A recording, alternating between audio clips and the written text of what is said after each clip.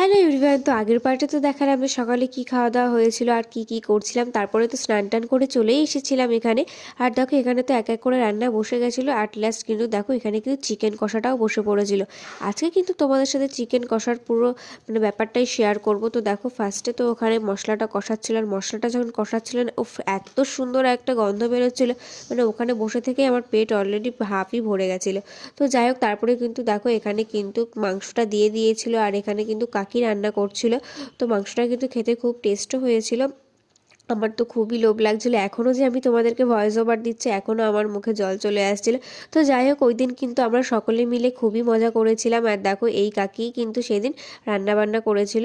আর তারপরে দেখো ফাইনালি কিন্তু তোমাদের সাথে বকবক করতে করতে এখানে চিকেন কিন্তু একদমই রেডি। তো রেডি হয়ে যাওয়ার পর কিন্তু কাকি এখানে মাংসটা নামিয়ে নিচ্ছিল।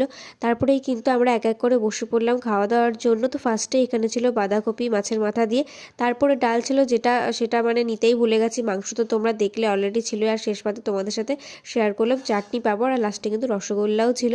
তো ফার্স্ট ব্যাচে যেহেতু আমরা বসেছিলাম, সেকেন্ড ব্যাচে কিন্তু আমি আর আমার এক বোন সার্ভ করেছিলাম সবাইকে। আর লাস্টে তো নাচানাচি থাকবেই, পিকনিক নাচানাচি থাকবে না, এটা কি হয় বলো তো।